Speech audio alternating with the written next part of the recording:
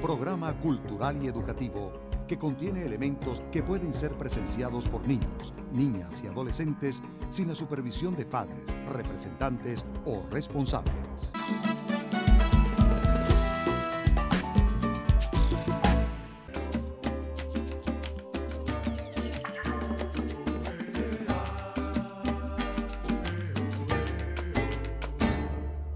Saludos a quienes sintonizan la Librería Mediática, un programa en el que los libros y la televisión tienen mucho que ver, un programa en el que los lectores y las lectoras son protagonistas. Hoy, como siempre, tenemos un lector joven para compartir con nosotros acerca de lo que lee y lo que escribe. Pero no lo vamos a develar todavía porque lo vamos a recibir con un poema. Y un poema que va a tener como acompañamiento una música especial. ¿Por qué? Vamos a leer Sobre Salvajes de Gustavo Pereira, que es un homenaje a nuestros hermanos indígenas, pero escuchando al fondo música clásica española. ¿Por qué no nos podemos dar la mano oyendo música española y leyendo poemas indígenas, oyendo música indígena y leyendo los clásicos de la literatura española? ¿Por qué no nos podemos dar la mano con un compositor que tenga una idea política y un poema de un escritor que tenga otra? ¿Por qué no podemos darnos la mano en la literatura? Vamos entonces a compartir esto, porque cuando se celebra el Día de la Resistencia Indígena, debemos celebrar el día en que ahora, en esta época, nos damos la mano. Los pemones de la gran sabana llaman al rocío chiriqué yetacú, que significa saliva de las estrellas, a las lágrimas enú parupué, que quiere decir guarapo de los ojos, y al corazón yeguán enapué, semilla del vientre. Los guaraos del delta del Orinoco dicen mejocoji, el sol del pecho, para nombrar al alma. Para decir amigo dicen ma jocaraíza, mi otro corazón. Y para decir olvidar dicen emoniquitane, que quiere decir perdonar. Los muy tontos no saben lo que dicen. Para decir tierra dicen madre, para decir madre dicen ternura, para decir ternura dicen entrega. Tienen tal confusión de sentimientos que con toda razón las buenas gentes que somos les llamamos salvajes. Gustavo Pereira. Así que estamos con Majo Caraíza. Jorge Rodríguez, mi otro corazón, nuestro amigo. Lo sentimos siempre como amigo, sobre todo no porque sea presidente del CNE, eso no es lo importante, ni tampoco porque sea médico psiquiatra. No, lo sentimos amigo porque es lector y porque escribe. Bueno, bienvenido, Jorge. Muchas gracias, de verdad. Sí, queríamos recibirte con este poema y con ese mensaje de solidaridad y de unión entre los pueblos, porque yo creo que eso es lo que hay que tratar de divulgar, de difundir, el respeto, ¿verdad? Y nos gustaría saber, y que la gente supiera, quienes nos están sintonizando, cuáles son tus autores preferidos, qué es lo que tú lees. Yo no sé si como todas las cosas en la literatura, la magia siempre aparece, ¿no? Y la magia siempre se presenta. Cortázar hablaba mucho de eso.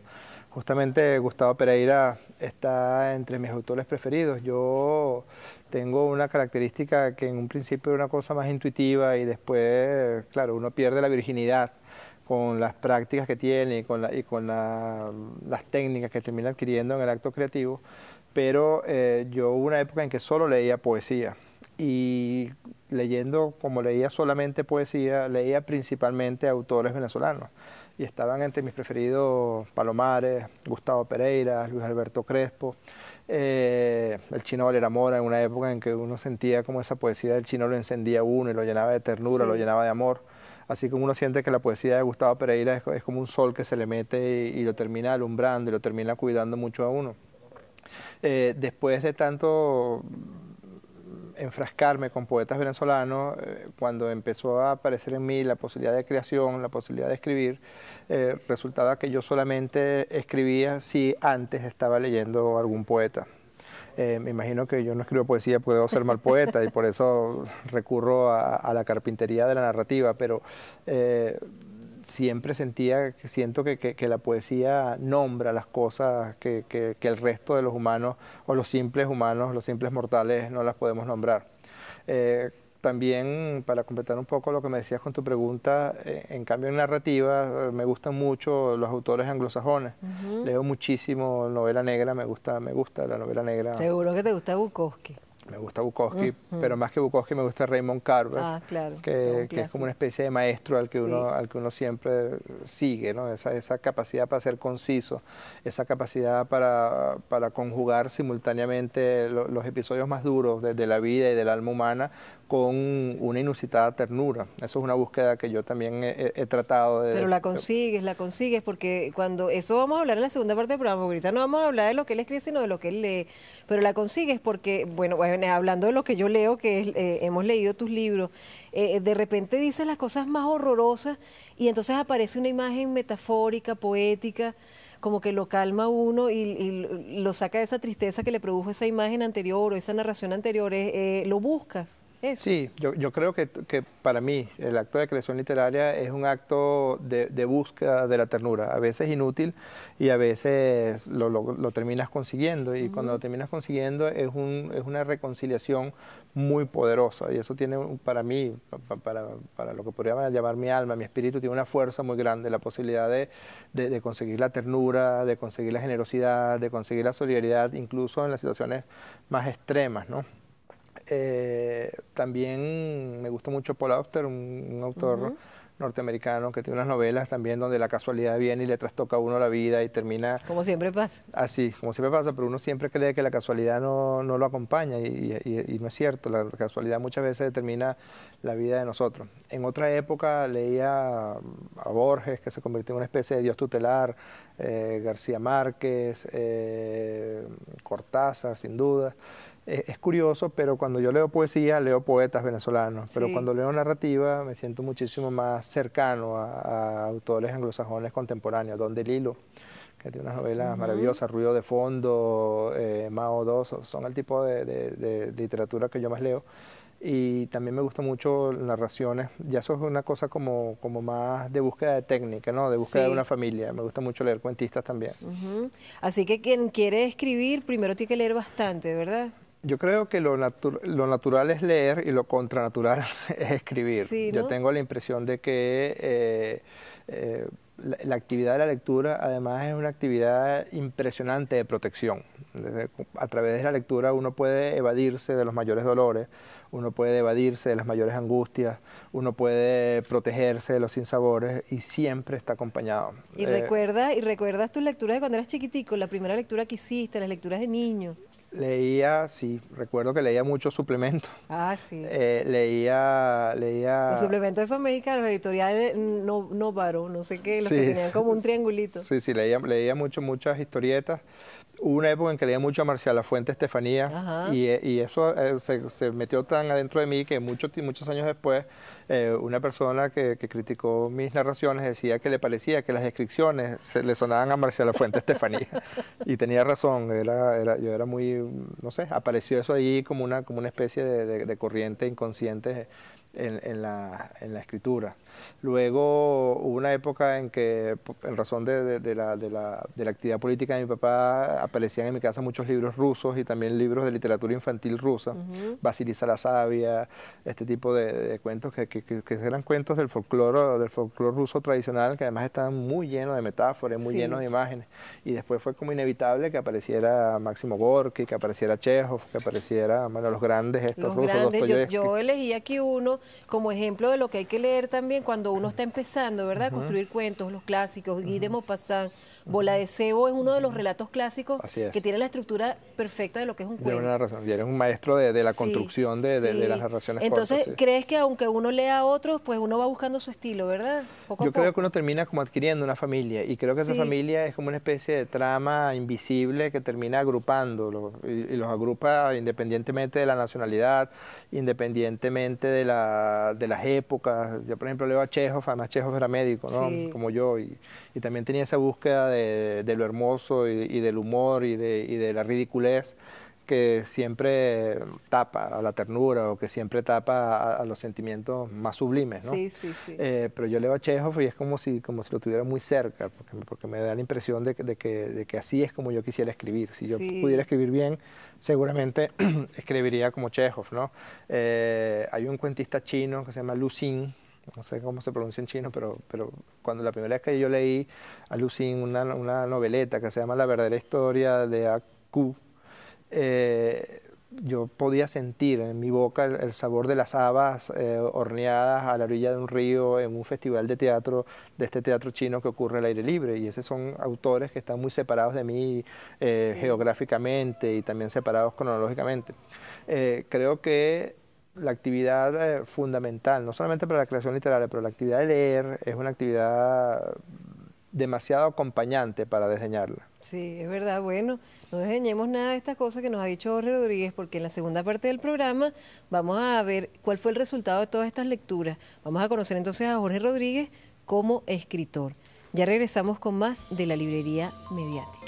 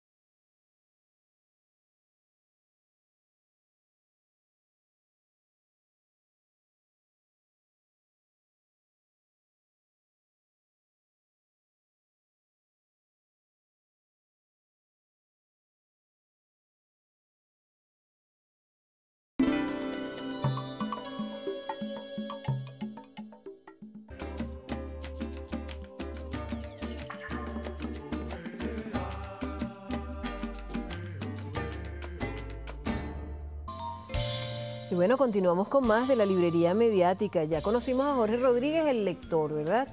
¿Tú lees en la noche, en el día o cuando puedes? Cuando puedo, o sea, trato ¿Sí? de leer a toda hora, sí. A toda hora. Bueno, vamos a ver cómo escribe Jorge Rodríguez. Los que no lo conocen, lo van a conocer en este momento, porque nos va a leer un cuento de sus preferidos. ¿Quieres mostrar el libro? Sí, cómo no. Es un cuento, una compendio de cuentos que se llama El sueño de los ciegos, editado por comala.com, y ahí está el cuento Samuros. Sí, este cuento lo escribí yo pocos días después del deslave de La Guaira. Sí. Era una cosa muy poderosa, la sensación de desesperación que me imagino sentíamos todos, ¿no? De toda esa terrible tragedia que estaba ocurriendo. Y una cosa que era persistente en la ciudad de Caracas en esos días era el ruido de las ambulancias por todas las calles, como acompañándonos a todos. Y de esa desesperación salió este cuento, ¿no? Que también es una historia de amor. Están dos personajes hablando entre ellos y y la mujer le dice al hombre, desapareció la Guaira, se desbordaron 3 represas, hay como 100.000 muertos. Siempre exageran con el número de muertos. Termina convirtiéndose en una puja macabra, una posesión celosamente guardada. ¿Quién tiene la cifra más alta de difuntos? ¿Quién corta el aliento de los demás con un número inverosímil y por eso irrefutable? Decidí que no era mi problema. La tomé en mis brazos para de nuevo sentir el asombro por su liviandad, por la lisura cuidada de su piel. Me hundí náufrago en la hondonada en la que desemboca su cuello y besé ese trozo de Irene, ese rincón terso bajo el que se adivinaba el hueso. Deja, no estoy de humor. Y esgrimiendo el control remoto del televisor como una sentencia, apuntó a la pantalla. Un mapa del desastre, barro y troncos de árboles, casas, cuerpos y vehículos adentrados en el mar, que ya no parecía el mar, sino una olla de sopa podrida. Otra toma y unos niños corren. Una mujer se mesa los cabellos y llora. Un hombre sostiene los restos de una cocina sobre los hombros, la mirada obligada al suelo. Grandes rocas azules aplastaban lo que ahora era el fósil de un camión, empollaban una quinta de 2 pisos o adornaban la azotea de un edificio con una calma pasmosa, como si siempre hubieran estado allí, como si ese fuera su sitio en el planeta, la tierra prometida tantas veces buscada. Vuelta a los estudios, los locutores con la cara más compungida posible, el decorado parecido al que sacaban en tiempos de elecciones, una bandera, gráficos, una palabra que rimara con el eslogan del canal y las circunstancias. Entrevistaban a un ministro o a un meteorólogo, incluso a psicólogos clínicos, o eso decía que era el señor que hablaba del trauma psíquico de modo convincente, como si fuera de su dolor más oculto del que discurriera, de su propio abandono, de su íntimo insomnio. Vuelta al lugar de los acontecimientos y las aguas furiosas tragándose un barrio entero. Un periodista descendía como un samuro hasta un sobreviviente y le mostraba el micrófono como una garra. ¿Se te murió alguien? ¿Cómo te sientes porque perdiste la casa y a tu hijo? Excelente hubiera sido, digo yo, que un damnificado hubiera rescatado un bate de madera o de aluminio, da igual. Olvídate de Sammy Sosa y le hubiera hecho swing en el temporal, un poco por arriba del audífono, para hacer la pregunta igual de obvia. ¿Te duele? ¿Más hacia la frente o hacia atrás? Mira, eso fue una de las cosas que más me impresionó del cuento, porque eso a mí no me lo contaron y no lo vi cuando el deslave. Una vez, cuando tenía, no sé, 20 o 25 años, hubo un terremoto en Italia. Y recuerdo esa imagen, la gente adentro gritando y el tipo con el micrófono como una garra a sí mismo. Entonces decía, ¿qué siente? ¿Pero qué voy a sentir? Es lo que provoca, un batazo es lo que provoca darle. Sí. Esa es la práctica perversa del periodismo, inhumana, amarillista, y la supiste retratar muy bien allí. Pero allí en ese libro está el cuento que te hizo ganar el concurso de cuentos El Nacional. Dime de cuántos ríos están hechos ríos son hechos de tus lágrimas. Son hechos de tus lágrimas. Y es un relato policial bien bueno, bien que te va engañando, ¿no? Sí. Como un buen relato policial.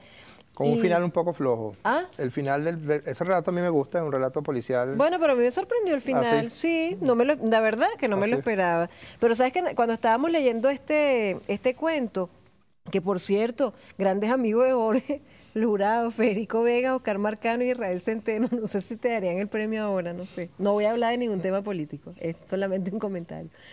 Este título de este cuento es algún poema, porque ayer estábamos discutiendo, ¿esto será tomado de algún poema? ¿Es algo de algún autor? No, ¿de dónde sale yo más bien tengo tendencia a títulos cortos, ¿no? Pero también pasa, debe ser porque vengo yo nací en Barquisimeto y en Barquisimeto los ríos son más una ilusión que una realidad tangible, ¿no? Son los ríos como el Orinoco o los ríos de los que habla Humberto Mata o los ríos de los llanos, ¿no? Son unos hilos de plata que de repente se desbordan y se llevan medio pueblo.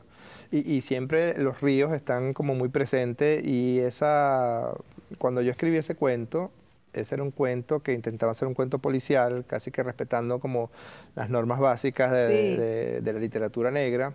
y lo que terminó apareciendo fue un personaje muy triste, que es el negro Smith. Sí, el como protagonista. desesperanzado, ¿no? Como describido la vida ya. Sí, como describido la vida y al mismo tiempo capaz de una frase sublime que no son mías, son de un amigo mío psiquiatra que tiene el mismo apellido que tiene el mismo apellido que el personaje, ¿no? Pero lo que terminó apareciendo, a mí pocas veces aparece el título antes que parte del cuento.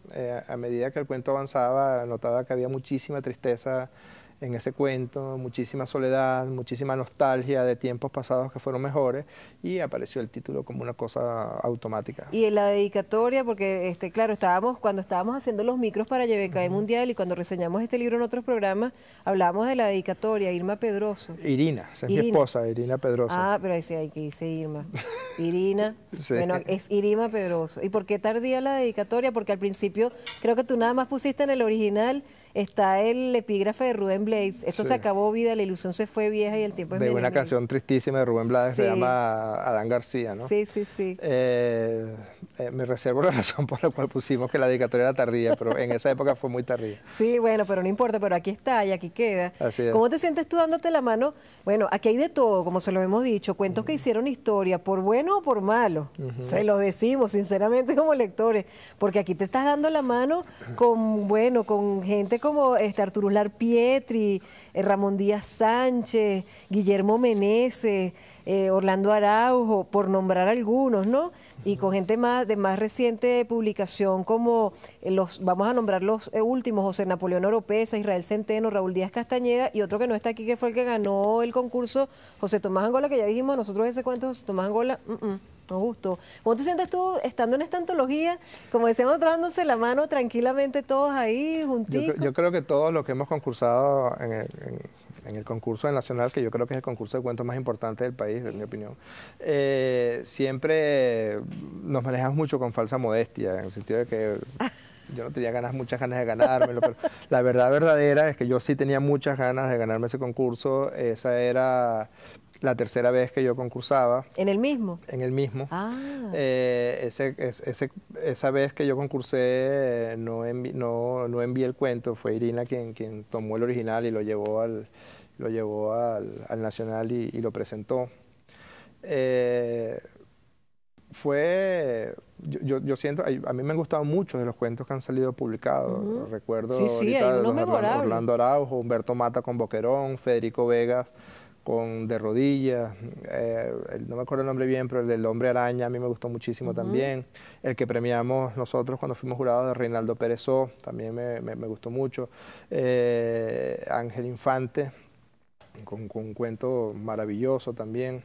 Recuerdo un cuento, no me acuerdo, Laura Antillano con La luna no es pan de horno. Sí. Es decir, hay una cantidad de cuentos brutalmente maravillosos y hermosos. Esto es una buena forma de empezar a leer para un joven, ¿verdad? Hacer un recorrido por 60 años de la creación literaria venezolana, ¿verdad? Yo personalmente creo que los concursos y los talleres y las publicaciones periódicas de creaciones literarias son muy buenos para uno incorporarse. Sí, sí. Los talleres de creación. Lo del CELAR, ¿no? Que son yo participé en el del CELAR sí. y el de poesía también del CELAR es muy bueno, el de ensayo también.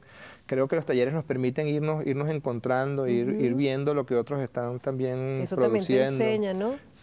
Proporciona herramientas, proporciona artillería. Y quedarse tranquilo si uno no gana, insistir, ¿verdad? Porque la gente, ay Dios mío, nosotros convocamos una vez al año el concurso radial de cuento breve y poesía de la librería mediática. Bueno, llega de todo y este año llegó de todas partes del mundo, hasta de Suecia. Entonces los que no ganan se ponen furibundos. No, ¿verdad? Que hay que insistir y creer en lo que uno hace y pensar por qué no gané. Además, total, es la opinión de los jurados, ¿verdad? A lo mejor el cuento es bueno y al jurado no le gustó. Y hay cuentos muy malos que también fueron premiados, claro, ¿no? Y prueba de eso es lo que está ahí en el libro. Y a mí el cuento este de Dime cuántos ríos son hechos de tus lágrimas no es mi cuento preferido. No me gusta mucho el final de ese cuento, pero al mismo tiempo yo siento que, claro que es un honor para mí pertenecer, ¿no? A ese grupo. Y ojalá, y otra cosa muy importante que creo que para los escritores es muy importante es esa sensación de identidad que te producen este tipo de circunstancias, porque como el escritor está muy en lo etéreo y sobre todo en países como los nuestros como que el oficio del escritor es un oficio que es desdeñado por muchos, ¿no? ¿Qué haces tú? Tú eres escritor, entonces los amigos, sí, los amigos se te meten en la casa, tú estás en medio de un cuento, entonces eso no pareciera que fuera un trabajo, y es un trabajo profundamente arduo. Recuerdo como Hemingway iba escribiendo cada día en una pizarra las palabras que escribía, como una cosa, casi como una actividad física de gran intensidad. Entonces este tipo de reconocimientos o la publicación de un libro, Osvaldo Trejo decía que uno puede considerarse un escritor cuando puede sentarse sobre sus libros. Evidentemente yo no soy un escritor. Bueno, pongamos bastante. Sí, porque yo no podría ni acuclillarme sobre ese libro, pero queda como muy claro que el camino de la creación, que es un camino muy tortuoso, que es un camino que uno abandona y recoge, que es un camino que uno maltrata mucho, es acariciado por iniciativas como esta. Yo creo que, insisto en que la creación es muy contra natura, ¿no? Que la creación es algo más como un grito que se hace inevitable. Para mí es perfectamente fácil, posible y necesario leer diariamente. Claro. Pero crear es otra cosa. Crear es algo que de repente aparece y una cantidad de voces que empiezan a aparecer dentro de uno y que piden autonomía y se sueltan. Pues sí, bueno, estuvo bien sabroso este programa, ¿verdad? Conocieron a Jorge Rodríguez como lector y como escritor. Porque nosotros, más que lo que hacemos en nuestra vida diaria, en la actividad política, en la actividad profesional, somos seres humanos y como seres humanos estamos tocados por los libros y el que no es tocado por los libros pues se pierde una cantidad de cosas. Gracias, Jorge, por estar en el programa. A ti, de verdad, esto es un oasis. Gracias. Y los invitamos a leer siempre, a leer de todo.